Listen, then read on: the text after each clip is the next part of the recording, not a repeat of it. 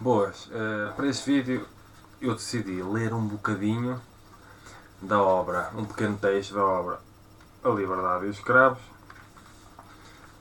passa publicidade, que eu considero pertinente, sempre de uma maneira ou de outra, para pôr a refletir, para pôr a pensar.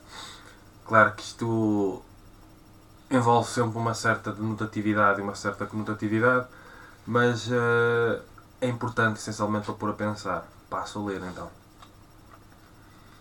O pior dos escravos é aquele que faz de tudo para ser o melhor dos escravos. Ele compete entre os escravos. Ele sonha ser um escravo melhor, mais eficiente, mais eficaz.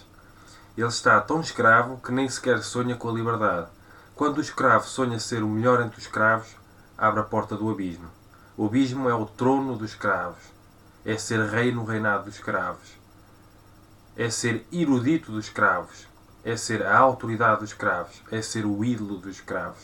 Nunca nada mais.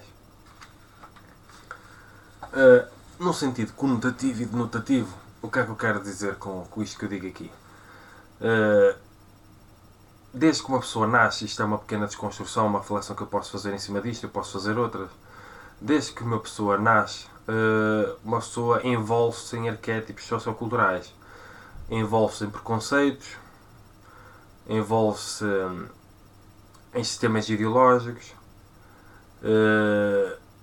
envolve-se com repressão e opressão relativamente à própria individualidade e liberdade, mergulha profundamente, às vezes numa decadência, numa destruição que depois incorpora e acaba por virar autodestruição, e pior ainda, quando se envolve em decadência e imita comportamentos socioculturais de forma acrítica, que são decadentes, e principalmente quando se apega a isso. Posso falar, por exemplo, no arquétipo sociocultural com base no medo, mas não só, que é a competição. A sociedade às vezes é tão competitiva, as pessoas competem tanto umas com as outras, com coisas que às vezes chega a ser ridículo. E não se trata apenas a competição em termos de laborais ou económicos, trata-se de uma competição no sentido geral. Competem sempre umas com as outras. Em vez de aprenderem a cooperar e amarem-se umas às outras, as pessoas competem. E quando as pessoas incorporam isso e se tornam escravas disso, porque a pessoa vai imitando, como se fosse um macaquinho de imitação, de forma inconsciente. A grande questão é ser de forma inconsciente, arquétipos socioculturais que são destrutivos.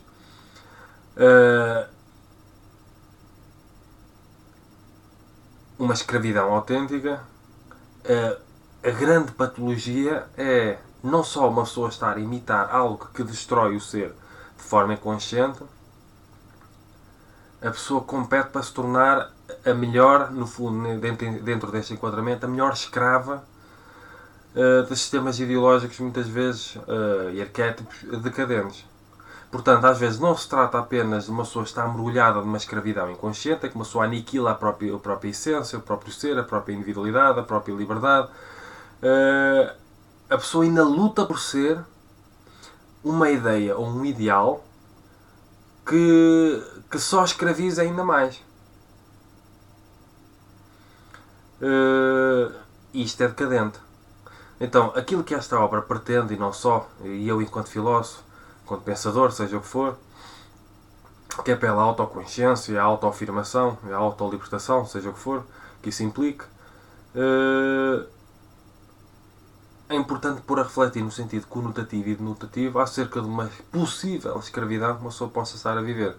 Uma escravidão em que uma pessoa tem responsabilidade dela, porque abdicou da liberdade que tem para pensar acerca das coisas, para refletir acerca das coisas, para questionar as coisas e para questionar os comportamentos, os hábitos, as tradições, as escolhas que uma pessoa realiza. Realizar é tornar real, de dentro para fora, mas com base numa imitação inconsciente e que destrói o próprio ser, a própria individualidade. Porque às vezes aquilo que leva as pessoas a procurar terapeutas e a mergulhar em comprimidos antidepressivos e ansiolíticos é uma escravidão que a pessoa vive sem se aperceber. E compete a mim, enquanto filósofo da consciência, filósofo ou enquanto individual, que cria e desenvolve a ciência filosófica e a individuologia, compete a mim pôr a pensar acerca disso. Eu não tenho necessariamente dizer tudo acerca do que é a liberdade ou acerca do que é a escravidão. Eu acho que é importante eu incentivar a reflexão, principalmente incentivar a reflexão no sentido formal, acerca do que é a liberdade e a escravidão e impulsionando e incentivando a questão da autoconsciência. E uma pessoa pode perguntar-me, então, mas o que é isto da autoconsciência? O que eu quero é incentivar a pessoa a dedicar mais tempo a conhecer-se a si mesma. Aquilo que a pessoa tem ou não tem de descobrir acerca de si mesma, isso compete a si mesma. Porque não vai ser a individuologia que pretenda libertar a individualidade ou incentivar a consciência da individualidade acerca dela mesma, dizer exatamente o que é que cada um é, quando cada um, nós somos todos diferentes. E é um processo diferente que cada um tem de tomar no sentido da autoconsciência e até no sentido da autorrealização. Porque é impossível uma pessoa sentir-se realizada no mundo quando a pessoa não sabe aquilo que é e às vezes por viver imitando arquétipos socioculturais, seja o que for, que uma pessoa vai ver e são decadentes, com os quais, ou dentro dos quais uma pessoa não se identifica minimamente, mas simplesmente se deixou levar numa corrente muitas vezes ideológica, relativa a arquétipos coletivos, muitas vezes com base no medo, porque às vezes o racismo, por exemplo, é uma questão de educação. E se uma pessoa incorpora, vamos imaginar que existe um racismo, existe uma discriminação, neste momento, por exemplo, do género feminino, no sentido geral, na sociedade. Uma pessoa, e a sociedade impinge, de uma maneira ou de outra, de fora para dentro para o ser. E vamos imaginar que uma pessoa incorpora, e vamos imaginar uma mulher que incorpora uma discriminação do género feminino, sem colocar em causa.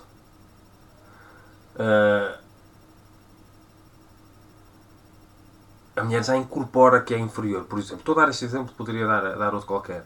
É completamente patológico. E a mulher tem a responsabilidade, neste caso que eu estou a dar o exemplo, nós temos a responsabilidade de colocar isso em causa, de colocar o ser em causa, de colocar os ídolos em causa, de colocar as autoridades em causa. Porque muitas vezes nós tornamos-nos escravos de coisas que nos matam todos os dias. E nós temos responsabilidade nisso, porque nós temos responsabilidade quando temos a liberdade de pensar acerca das coisas, de refletir acerca das coisas, de questionar as coisas, de colocar as coisas em causa. Nós temos essa responsabilidade. Por isso é que eu falo que muitas vezes nós somos escravos e ignorantes por escolha, porque nós temos o poder para fazer escolhas diferentes, para pensar acerca das coisas. Então, o que esta obra pretende, e o que o meu trabalho, que reflete e desconstrói a questão da escravidão que acontece dentro para fora, pretende, não é julgar quem se encontra numa condição de escravidão inconsciente. É incentivar a pessoa, seja qual for a pessoa, a questionar, a pensar, a fazer uso da liberdade que tem, em termos conscienciais, para pensar acerca das coisas, para ser feliz, para ser livre. Porque existe a liberdade enquanto livre-arbítrio, enquanto princípio livre, mas a liberdade com letras maiúsculas, a pessoa precisa de pôr em prática. Porque às vezes uma pessoa tem liberdade para questionar, para se exercer intelectualmente e refletir acerca das coisas e não usa. Porque muitas vezes é desconfortável pensar acerca das coisas e admitir a possibilidade de outras coisas e colocar em causa as próprias crenças. E admitir-se a possibilidade de estar errado de uma maneira ou de outra. Então esta obra pretende desconstruir o conceito de liberdade e mesmo a plurivocidade do conceito da liberdade e o conceito de escravidão, que muitas vezes é pensada como se houvesse o senhor, aquele que escraviza, e a vítima, que é aquele que está escravizado. Quando eu coloco em causa, enquanto individual, e se uma pessoa quer ser feliz e incentivar a autoconsciência, a autoajuda, a autorrealização, uma das primeiras coisas que uma pessoa tem de fazer é matar a vítima, matar a síndrome da vitimização. Muitas vezes a vítima coloca-se numa posição de vítima. Porque é mais confortável culpar os outros de tudo o que acontece na própria vida. E é uma das coisas que esta condição de escravo faz, é vitimizar. Muitas vezes o escravo é a vítima, é aquele que se vitimiza. É aquele que culpa os outros de tudo o que acontece na sua vida e não faz nada para transformar a sua vida. Tendo o poder para transformar a sua vida. Tendo o poder para colocar em causa a sua vida, para pensar, para repensar, para colocar em causa a cultura que segue, para colocar em causa as tradições que segue. Porque uma coisa não é certa só porque é tradição.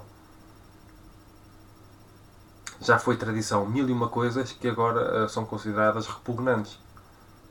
E o que é que fez colocar em causa essas tradições, que agora são entendidas como repugnantes, ainda bem porque maltratam a dignidade humana? É o exercício da liberdade e da dignidade. Em que uma pessoa coloca em causa, que uma pessoa pensa, que uma pessoa reflete e percebe, não, isto não tem de continuar a existir só porque existe.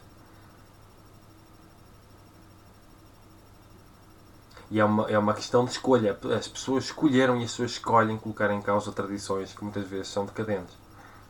E comportamentos que são decadentes e hábitos que são decadentes.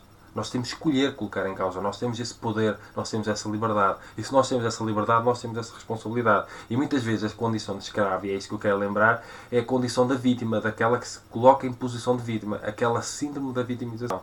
Porque é mais fácil continuar a culpar tudo e todos daquilo que está à nossa volta pela condição de vida que, neste caso, que um escravo, dentro do sentido conotativo e denotativo, é. Ou existe, ou se realiza. E isto é só uma pequena reflexão, que nunca, e o meu intuito não é ser moralista ou julgar, o meu intuito é principalmente incentivar a curiosidade, liberdade e independência intelectuais. Este é o grande conceito de liberdade e exercício livre. Que procura, porque uma pessoa que não tem liberdade intelectual, uma pessoa que não faz uso da liberdade intelectual que tem, é uma pessoa que acaba por se tornar escrava, muitas vezes, de sistemas ideológicos decadentes e destrutivos, sem se aperceber. E a pessoa, ao imitar sistemas ideológicos decadentes e destrutivos, sem se aperceber, a pessoa está, muitas vezes, a destruir a sua vida e a tornar-se incapaz de ser feliz por causa de sistemas ideológicos que segue de forma inconsciente e que imita de forma acrítica. Imita porque recebeu essa formatação sociocultural e, muitas vezes, institucional, em termos educacionais. E nós temos a liberdade e o dever, porque temos a liberdade e temos essa responsabilidade de colocar em causa, de pensar profundamente acerca das coisas. E fica aqui uma pequena reflexão filosófica. Se gostarem destes vídeos no sentido geral, subscrevam o canal, comentem, partilhem, ponham like, porque é importante para fazer crescer o canal. E se quiserem mesmo contribuir para o crescimento e sustentabilidade do canal, basta tornarem-se patronos em patreon.com/FilipeFerreCalhau, basta €1 por mês, associar um cartão ou por conta PayPal e isto vão contribuir para o crescimento e sustentabilidade do canal, o que seria fantástico. Portanto, cumprimentos filosóficos.